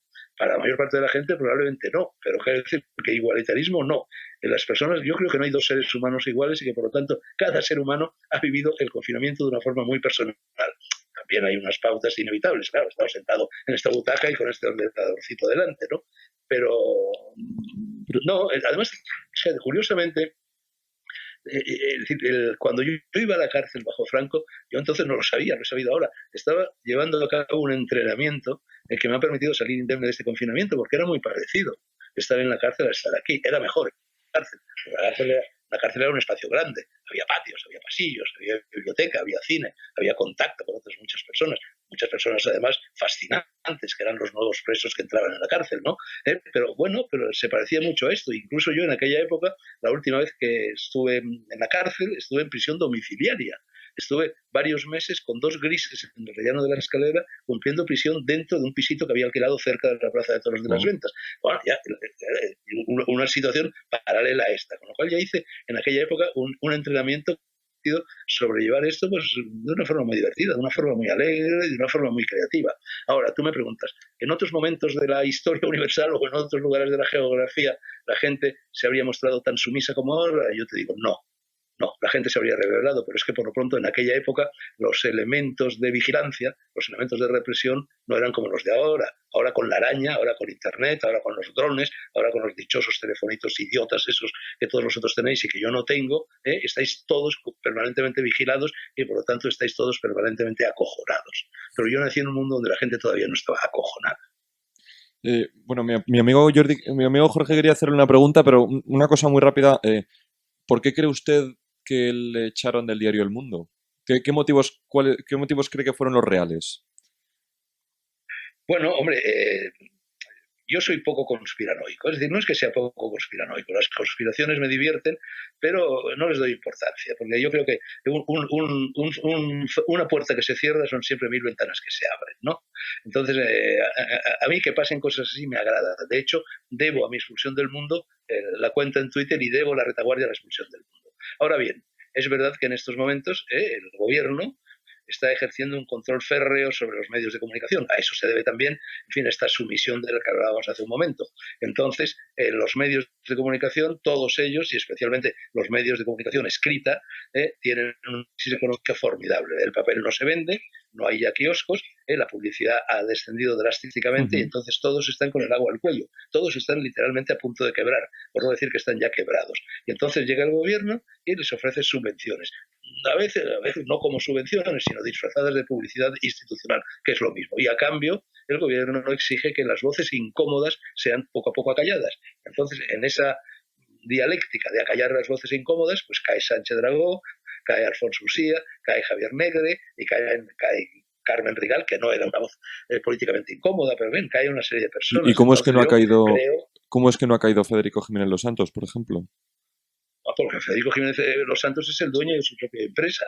No, pero me Federico refiero... Jiménez Los Santos cayó en su época, fue expulsado de la COPE. No, pero me refiero, sigue escribiendo en El Mundo, ¿no? Es radio, ¿eh? Sigue escribiendo en El Mundo, ¿no? Es que no ha caído en El Mundo. Bueno, pues porque disimulan. Federico Jiménez Los Santos, hombre, es verdad que como tiene los programas de radio y todo esto, bueno, tiene mucho tirón de audiencia y además sería muy descarado echar a todos al mismo tiempo. Los van echando poquito a poco a todos al mismo tiempo. Pero el otro día en un tuit decía precisamente, ya avisaba a Federico, avisaba a Jorge Bustos, avisaba a Arcadia Espada, es decir, avisaba a lo que puedan ser voces incómodas de que fueran poniendo sus barbas a remojar, después de haber visto la mía que ya había sido remojada, ¿no? Entonces poco a poco irán cayendo seguramente todos. No hay libertad de expresión, porque es que además los periódicos están, algunos de ellos ideológicamente vinculados a un partido político, otros sometidos al chantaje económico del gobierno, dependiendo de empresas, dependiendo de bancos, dependiendo de libros, de Dios qué, entonces ya no hay libertad de expresión. Y sobre todo no hay libertad de expresión porque para que la libertad de expresión sea un hecho, tiene que ir acompañada por algo que ha desaparecido en España, que es el respeto. Es decir, yo puedo expresar libremente mis opiniones a condición de que mis opiniones sean respetadas, no compartidas, discutidas, analizadas, criticadas, lo que sea, pero respetadas. En estos momentos en España no hay respeto. Tú publicas algo que le desagrada a alguien, inmediatamente te insulta y te dice que eres un facha o un de puta. Yeah. Entonces, sin respeto no hay libertad. Justo esta mañana hablábamos del mundo. Hemos tenido un programa en el que hemos hablado de los medios de comunicación y la transformación a la que se están viendo obligados a someterse. Como usted bien comentaba, han descendido las ventas del papel y por ende la publicidad impresa, los ingresos han caído y están obligados a cambiar de modelo. Entonces, a mí me gustaría saber, usted que ha estado tantos años en el mundo, ¿cómo ha vivido usted la transformación del mundo? O sea, ¿cómo valora usted la transformación del mundo durante todo este tiempo en el que usted ha estado colaborando con el periódico? Y en especial me gustaría saber, si puedo, la opinión que le merece David Jiménez, el que fue director del Mundo y escribió un libro que recientemente leí que se llama El Director y en el que, si no me equivoco, creo que a usted se le menciona en alguna ocasión, a lo mejor me falla la memoria, claro. Y entonces me gustaría saber también qué opina usted de David Jiménez, el exdirector del Mundo. Bueno, vamos a ver. Mira, El Mundo nace, como sabes, por una iniciativa de Pedro J. Ramírez, que había ya fundado heredado la dirección del Diario 16. Cuando Pedro J. Ramírez le encarga la dirección del Diario 16, el grupo 16, cuanto más de Salas, la primera persona que yo en aquel momento era el escritor de moda. Yo hacía el programa Encuentros con las Letras y además acababa de publicar Gárgoles y Avidis, que fue el mayor bombazo editorial de aquellas décadas, ¿no? Entonces, la primera persona a la que llamó Pedro J. Ramírez por teléfono aquella mañana, a las 7 de la mañana, que me sacó de la cama, fue a mí. Y aquel mismo día se fundó el periodo de Pedro J. Ramírez en Diario 16. Que fue un periodo extraordinariamente combativo. Yo fundé en él el suplemento literario Disidencias, el nombre ya lo dice todo, y al mismo tiempo Pedro J. Ramírez y Diario 16 libró la gran batalla contra lo que fue el sistema político que trajo Felipe González, que ahora ojalá lo tuviéramos, visto lo que ha sucedido después. Pero bueno, entonces era un periodismo libre.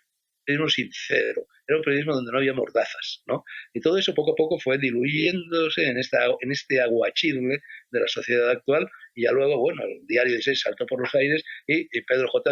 fundó El Mundo. Entonces El Mundo heredó inicialmente este espíritu combativo, este espíritu de periodismo de verdad. Pedro J. había sido becario en el Washington Post cuando llegaron precisamente las cintas del Watergate, vivió todo aquello, ¿no? Y hacía este periodismo a la americana.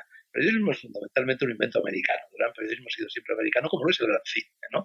Entonces, todo ese espíritu ha ido poco a poco desapareciendo, y ha ido poco a poco desapareciendo, bueno, pues por las intromisiones del poder en la prensa, y también porque los directores de los periódicos se han ido poco a poco, bueno, se han ido acomodando a las exigencias del poder. Se han convertido en gente importante, en gente reverenciada, en gente que ganaba mucho dinero, sí, diciéndolo a la vieja manera, se han aburguesado extraordinariamente. Entonces, todo eso ha ido desapareciendo. Yo ese proceso lo he vivido en El Mundo. Lo he vivido en El Mundo, en el diario 16 no lo llegué a vivir porque no pasó eso con el diario 16, pero lo he vivido en todos los medios de información. Los programas que yo hacía de televisión en televisión española no se podían hacer ahora, sencillamente no se podrían hacer, ¿no? Serían tildados, bueno, de incorrección política, etcétera, etcétera. Bebíamos whisky, sin ir más lejos, y fumábamos. ¿Quiénes fumaban? Yo no fumaba, pero se fumaba libremente.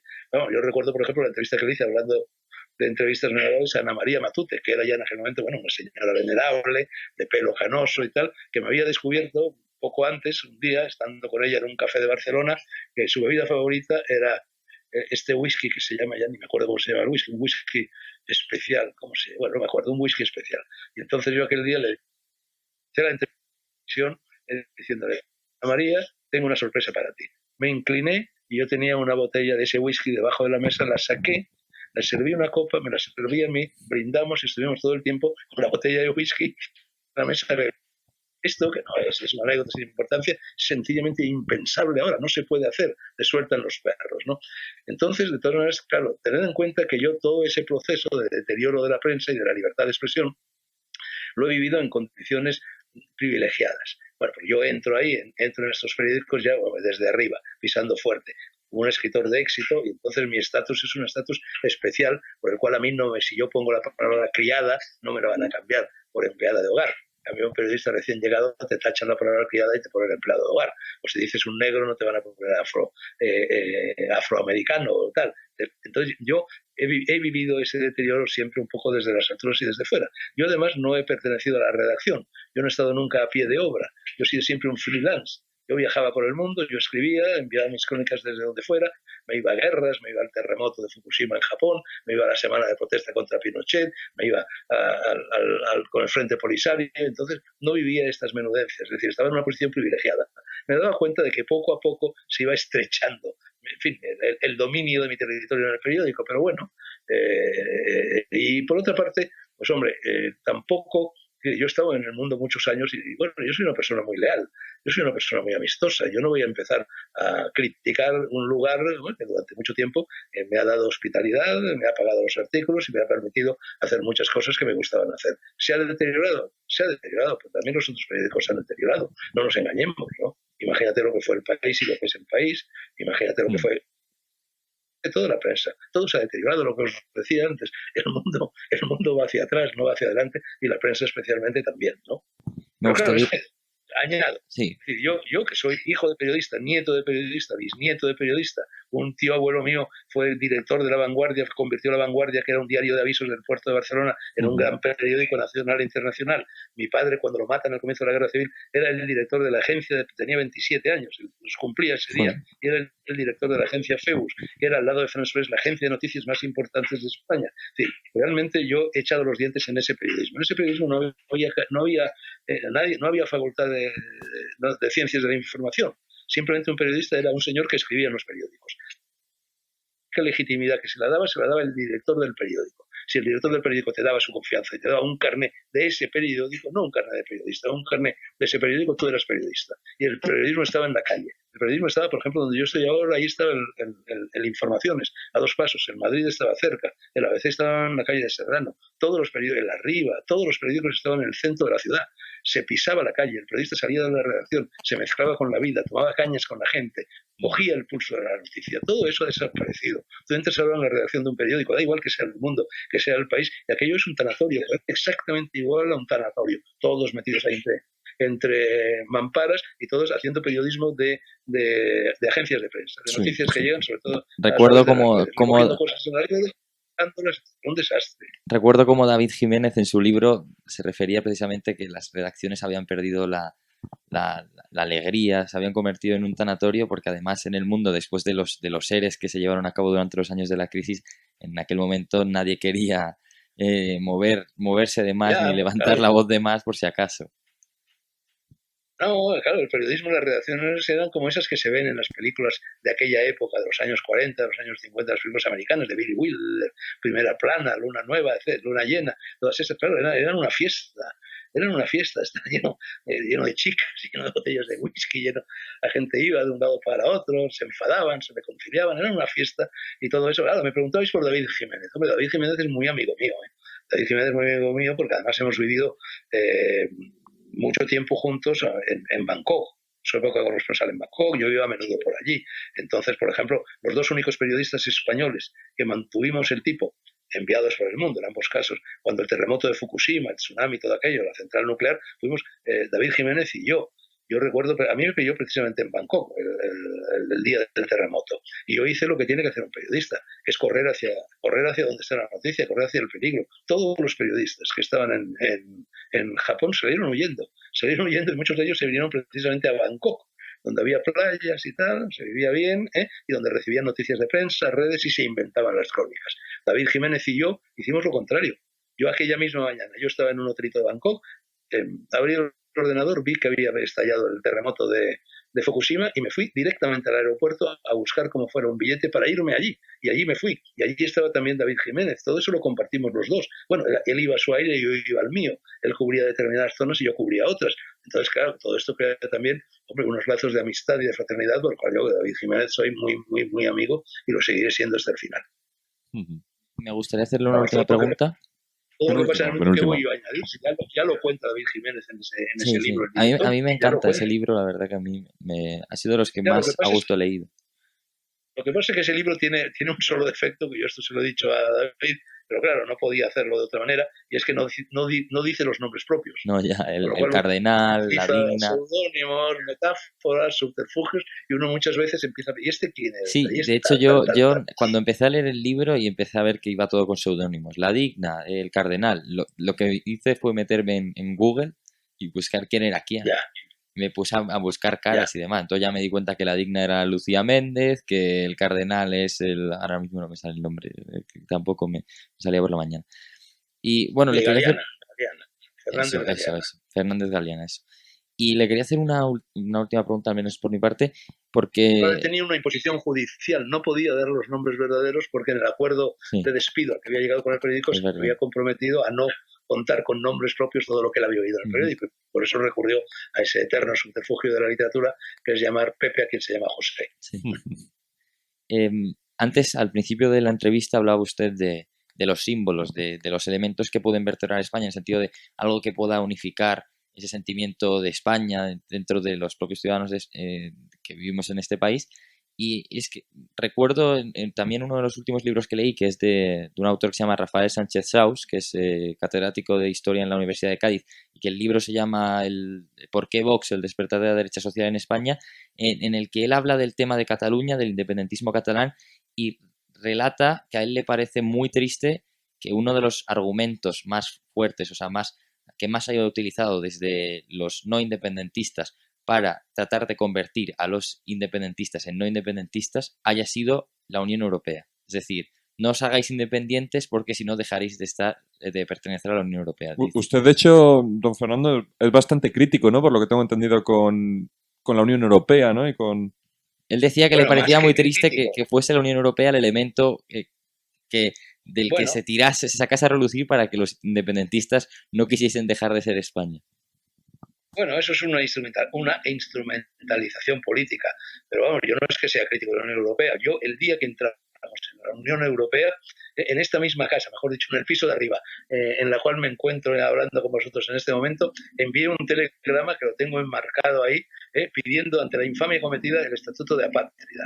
Lo envié al Ministro de Justicia. Señor Ministro de Justicia, Ministerio de Justicia Madrid, un telegrama, era Nochevieja, con lo cual había en mi casa cierta jolgoria jolgorio, estábamos allí todos reunidos, bebiendo champán, etcétera, etcétera. Y entonces envié ese telegrama pidiendo el Estatuto de Apátrida ante lo que yo consideraba un delito de alta traición, porque no se podía cambiar la ubicación geográfica, histórica, cultural de un pueblo por decreto ley. Es decir, eso había que consultar al pueblo, eso tenía que venir de abajo arriba, no de arriba abajo. Entonces me pareció indignante. Y bueno, aquel telegrama, bueno, no veáis la que se armó. De aquello lo empezó a comentar todo el mundo, empezó a circular por todo el país y fundé yo acompañado, pues había gentes hasta como Saramago, fíjate que en aquella época era casi un desconocido. Fundamos la comunidad Miguel de Unamuno de pueblos ibéricos para la salida de España y Portugal del mercado común. Y recuerdo que me llamó Iñaki Gabilondo, que entonces dirigía el programa de radio en la SER, para discutir Europa sí, Europa no, porque en aquel momento todo el mundo Europa, Europa, Europa, eran los reyes magos que llegaban, ¿no? Y entonces yo solo contra el mundo me montó un coloquio con otras 5 o 6 personas, todos a favor de Europa, y yo en contra.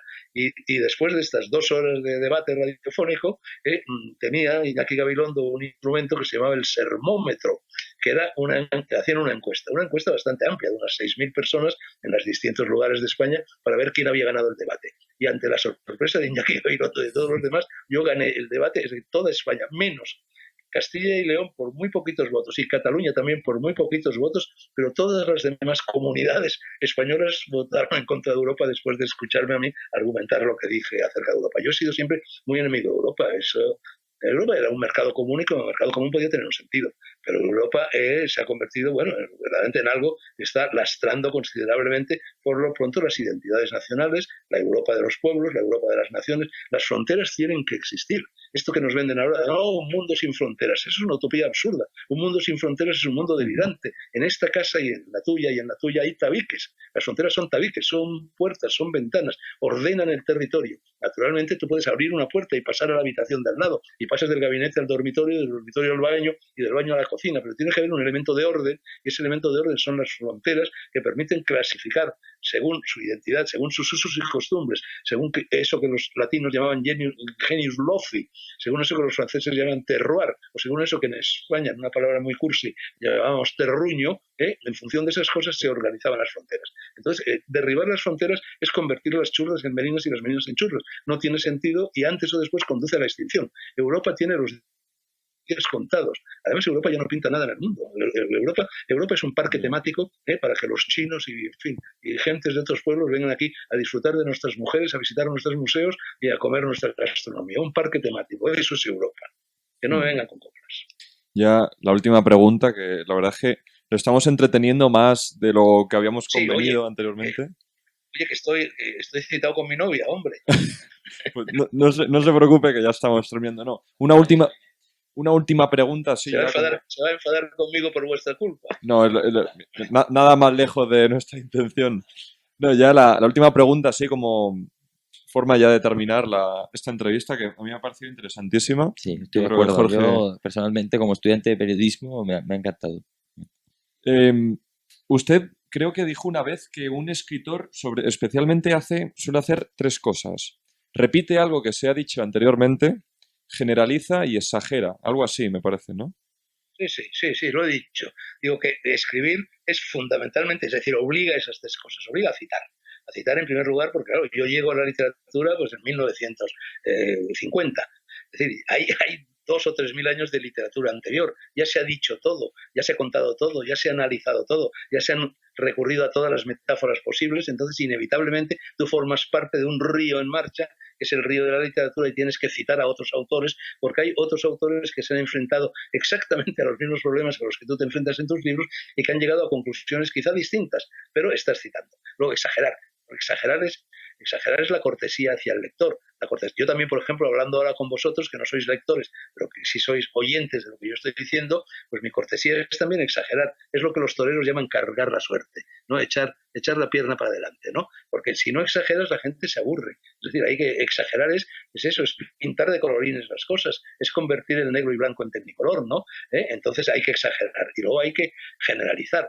Claro, si no generalizas no puedes opinar. Cualquier opinión es generalizadora. Si yo digo, España es un país abominable, evidentemente, o es un país de envidiosos. Evidentemente no pienso que los 50 millones de españoles sean todos ellos envidiosos. Sí pienso que hay la suficiente mayoría de hombres envidiosos como para escoger el pecado de la envidia como uno de los pecados que caracterizan la idiosincrasia española. Entonces es inevitable generalizar y mucha gente te acusa, ¿está usted generalizando? Digo, claro que estoy generalizando, pero es que si no, no podría hablar.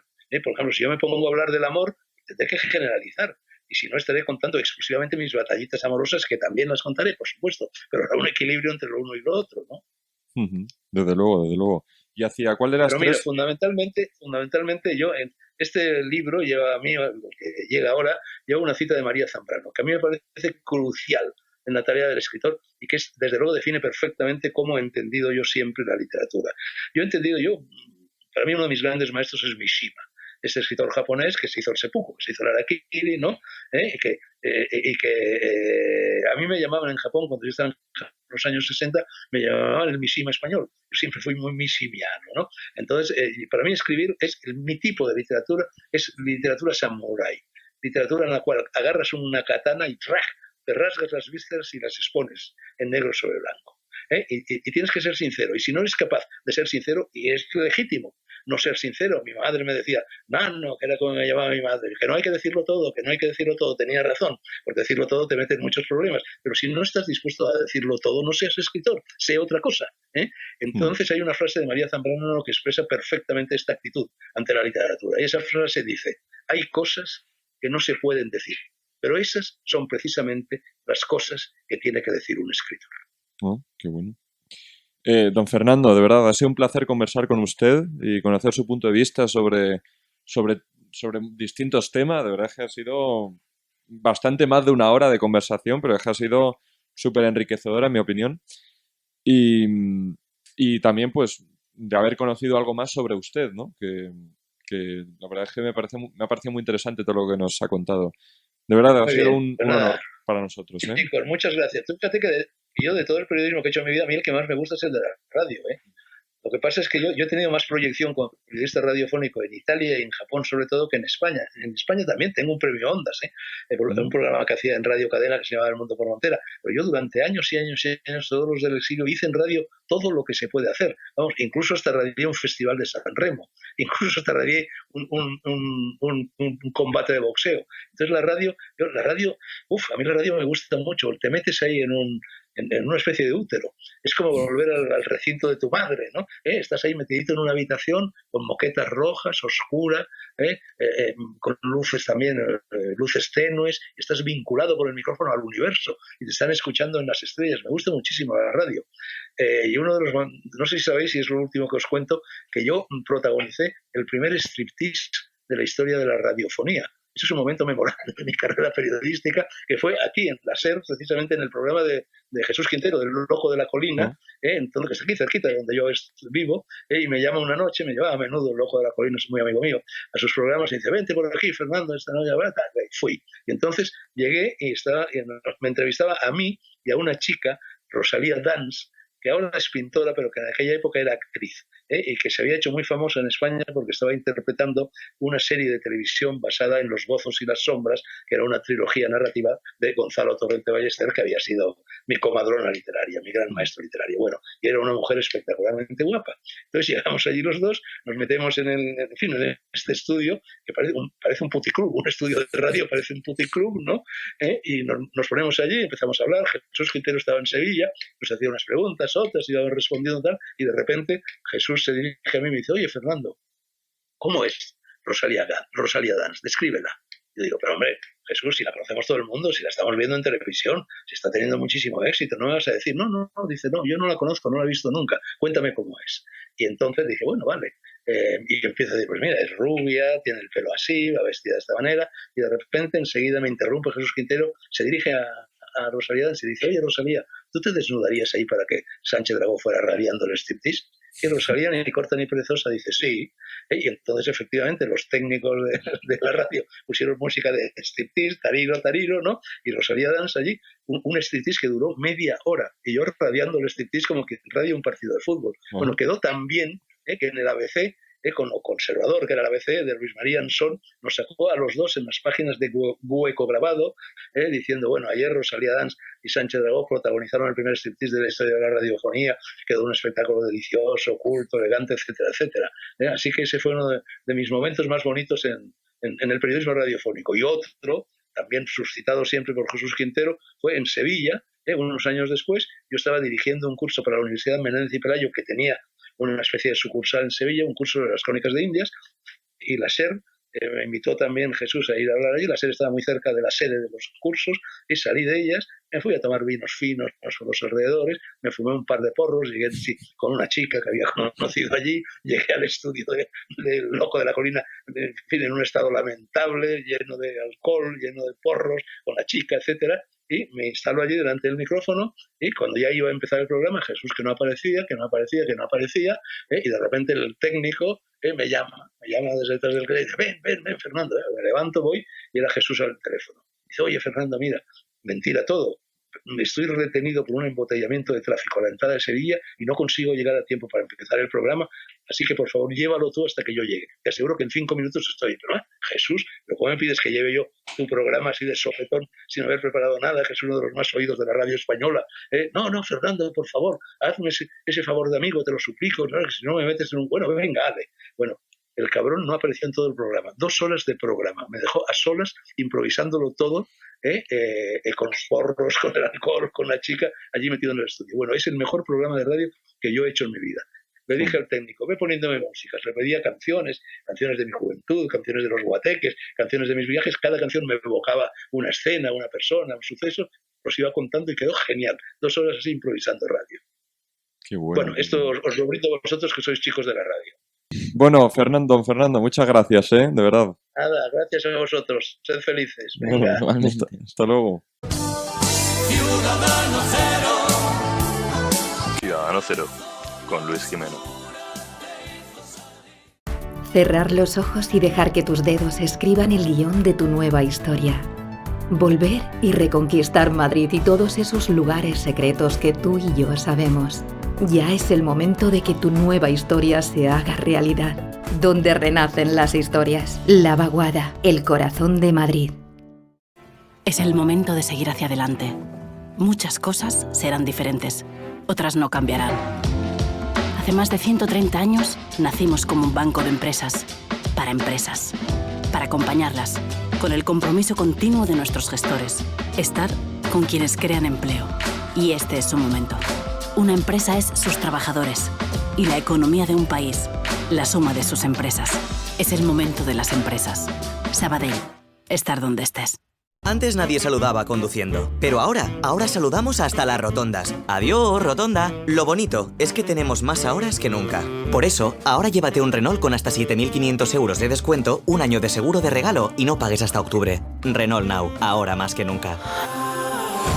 Empresa colaboradora del Andalucía Valderrama Masters. Bueno, la verdad es que a mí personalmente me ha encantado la entrevista con un gran escritor como es Fernando Sánchez Dragó. O sea, nos ha contado muchas cosas interesantes. Casi de lo que menos hemos hablado ha sido de las consecuencias que iba a tener este post-coronavirus, ¿no? en nuestra vida. Pero yo creo que hemos hablado más de nuestra sociedad desde un punto de vista un poquito más amplio, ¿no? Más general, ¿no? No sé cómo lo ves tú, Jorge. Yo creo que ha sido una gran conversación. Se aprende mucho de gente como Fernando, ¿no? Escuchas y gente tan culta y tan preparada, ¿no? Con tanto saber. Y esta gente, al menos a mí personalmente, es de esas personas a las que me encanta escuchar para aprender. Y sí, es verdad que no hemos hablado mucho del post-coronavirus, pero yo creo que ha dejado una serie de reflexiones y hemos tocado también mucho lo que es su carrera profesional en sí, que es también muy interesante, y por lo tanto yo quedo realmente satisfecho después de esta entrevista. Sí, la verdad es que sí. Oye, Jorge, que muchas gracias una vez más por venir. Yo creo que Jorge habrá fallado como mucho a un programa de los 7 u 8 que llevamos ya de Ciudadano Cero. Que muchas gracias por venir, Jorge. A ti, Luis, por venir también directamente a mi casa. Coño, es que no se nos olvide que este programa se graba en los estudios Molina del Lupo de FM, situados en Sant Cugat del Vallès, en Sant Joan d'Espí, en Majadahonda, hombre, como no podía ser de otra forma. Hoy, esta semana, nos hemos enterado de la muerte a los 53 años de quien fuera líder o vocalista del grupo Jarabe de Palo. El cantante barcelonés Pau Donés ha muerto a los 53 años, después de llevar meses combatiendo contra una terrible enfermedad como es el cáncer. Su vida esta enfermedad se ha llevado por delante su vida a una edad tan temprana como esa. Quiero mostrar desde aquí mi respeto hacia su figura y mandarle mi más afectuoso cariño hacia su familia y hacia sus allegados, ¿no? Fue una persona que bueno, era algo que por mucho que al final estas historias muchas veces acaben así, uno nunca puede acostumbrarse a ello, ¿no? Y no deja de ser algo trágico. Jarabe de Palo había llegado al estrellato, digamos, o se había hecho popular a raíz de la publicación en 1996 del tema La Flaca. Y desde entonces se habían convertido en uno de los grandes grupos del pop español. Aquí en Ciudadano Cero les queremos hacer un homenaje. Se ha secado el río que me llevó a ti, me he perdido en el camino que contigo aprendí. Ya no brilla la luz que me llevó a tu vera. Llevo semanas pensando qué hacemos aquí. Creo que ya no me acuerdo si algún día fui feliz. Nunca tuve tanto frío y yo estando a tu lado. Nunca sabremos si Pau Donés recibió ese beso de la flaca por el cual hubiera dado lo que sea.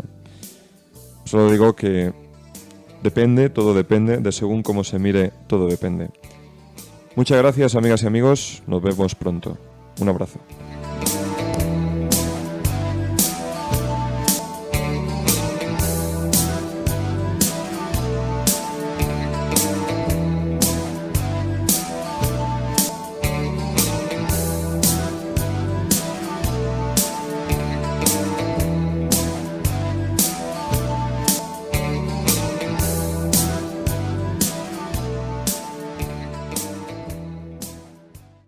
El Lupo de FM, Ciudadano Cero, con Luis Jimeno.